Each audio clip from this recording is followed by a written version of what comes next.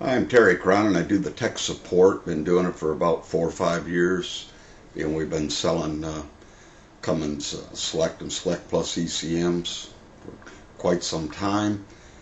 And I've compiled a database of questions and answers, and I just felt that I should share them with all you truckers and people working on these things, because they can really be a head scratcher sometimes to figure out. So if you're buying an ECM from us, or even before you buy an ECM from us, here's what you should do. First off, if the truck won't start, which is sometimes the story I get, it just quit, or I turned it off and the next day it wouldn't run. So the first thing you want to do is to find out if you're getting voltage to the ECM. So if you turn the key switch on, the fuel solenoid should open up. The fuel solenoid is mounted on top of the fuel pump. It's got a single 12-volt wire going to it, and that has to have power. Now, if you're not getting any power there, then this means two things. One, that the circuit in the ECM is taking a hit, maybe from that solenoid being bad. On that note, the fuel solenoids, when they start getting bad, they get slower and slower and slower, opening and closing. And what can happen is it creates a spark, because it's just barely closing. And instead of snap it, and it creates this heat and sends an arc back into the ECM, which will take out the circuit and do somewhat collateral damage sometimes, and that's the end of that ECM working correctly. So let's say you haven't got any 12 volts to that fuel solenoid, 10 to 12 volts. So the next thing you want to do is, in between the ECM and the firewall here, there are two positive leads that come off that are 12 volts, and they've got two usually red capped containers that wrap around the typical 10 amp fuses that are about that long, the standard ones that we've been using for years. So you want to get to there and see if those fuses are blown. If they are, then it won't be supplying juice to the ECM. We still haven't identified if the ECM's bad or not, but if they're good and they're registering 12 volts, then the next thing that you want to do is follow your pins in the harness that tie in with the ignition switch. Now, if the ignition switch has got to be turned on, and there should be a pin number there that's putting voltage into it. So, next step, you check the fuses and they got 12 volts going to it, and the ignition switch is supplying. Well, in that case, your ECM would be bad. Usually when an ECM's bad, it won't power up, and your dash lights won't cycle through your check engine and stop engine light, and you're pretty much dead in the water. Now, there seems to be a chance of life of getting this going if the fuel solenoid is bad, or the wire there is not producing 12 volts. So you can disconnect that wire and run a separate 12 volt lead to open it up to assure that you got fuel going through.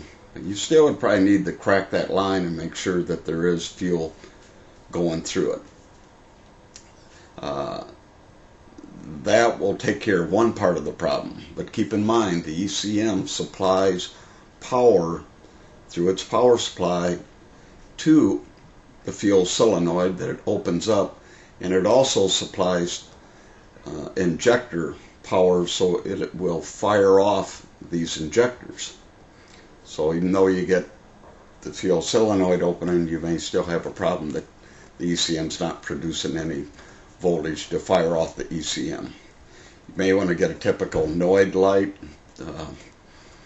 and put on the injector wires just to see if you're getting a signal through there.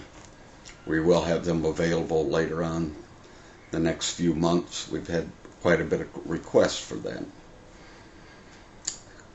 So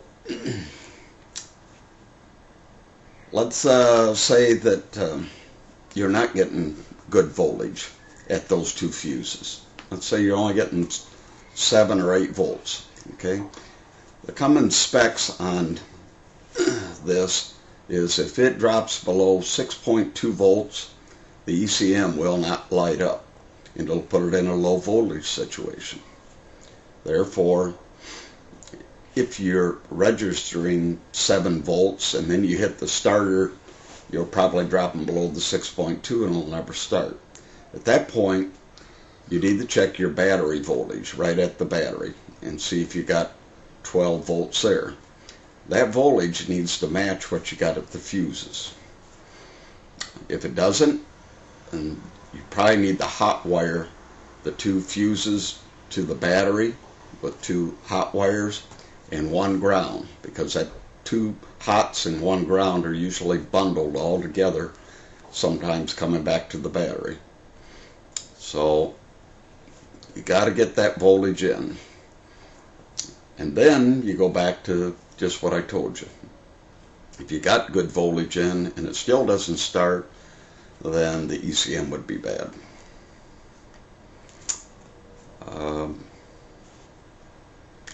That's pretty much it.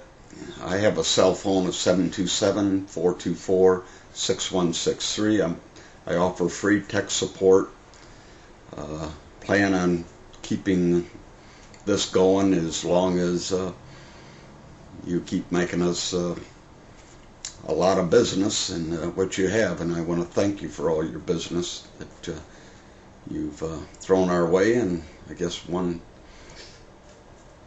I forget the saying there, but I'll do all I can to help you, whether you buy an ECM from me or what, and I'll share that with you, and hopefully you'll be happy with our product and give us a shot at it, and